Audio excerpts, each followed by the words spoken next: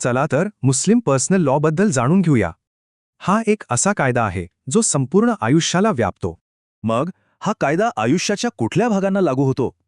खरं तर याची व्याप्ती खूप मोठी आहे, अगदी जन्मापासून. आपण हे सगळं एका प्रवासासारखं बघूया. आयुष्याच्या वेगवेगळ्या टप्प्यांमधून हा कायदा कसा जातो ते पाहू. ठीक आहे, तर कुठल्याही कायद्याचा एक पाया असतो, बरोबर? मग मुस्लिम कायद्याची मूळ तत्त्व कोणती आहेत पाहूया.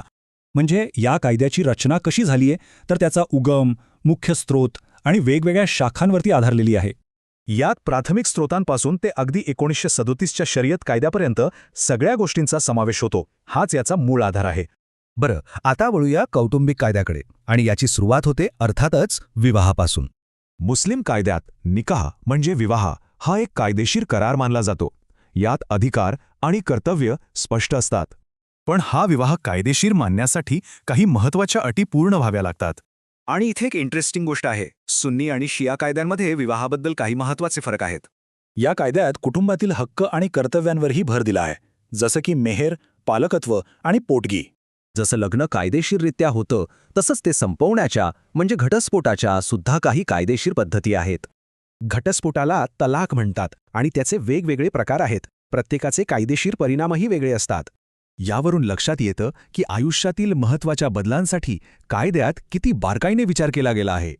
चला आता बघूया की मालमत्ता, भेटवस्तू आणि देणग्यांबद्दल मुस्लिम कायदा काय सांगतो. यात हिबा म्हणजे गिफ्ट किंवा भेट म्हणजे कोणत्याही मोबदल्याशिवाय मालमत्ता दुसऱ्याला देणं. पण हे वक्फपेक्षा वेगळं आहे. वक्फ म्हणजे धार्मिक किंवा सामाजिक कार्यासाठी मालमत्ता कायमची दान करणं. म्हणजेच मालमत्ता हस्तांतरणाच्या वेगवेगळ्या प्रकारांसाठी कायद्यात विशिष्ट तरतुदी आहेत. आणि आता येतो शेवटचा पण महत्त्वाचा टप्पा, तो म्हणजे वारसा हक्क आणि मृत्यूपत्र. वसियत किंवा मृत्यूपत्राद्वारे मृत्यूनंतर तुमच्या मालमत्तेच्या 1/3 भागाचं वाटप ठरवता येतं. आणि ज्या मालमत्तेबद्दल मृत्यूपत्र नाही त्यासाठी वारसा हक्काचे निश्चित नियम आहेत. इथेही सुन्नी आणि शिया कायद्यांमध्ये वारसा हक्काच्या वाटणीत मोठे फरक दिसून येतात. म्हणजेच पायाभूत तत्वांपासून ते वारसा हक्कापर्यंत हा कायदा एक संपूर्ण संरचना देतो. थोडक्यात हा फक्त कायदा नाही तर संपूर्ण जीवन प्रवासाला मार्गदर्शन करणारी एक व्यवस्था आहे. पण मग प्रश्न उडतो की ही प्राचीन कायदेशीर परंपरा आजच्या काळात ताळमेळ कसा साधते.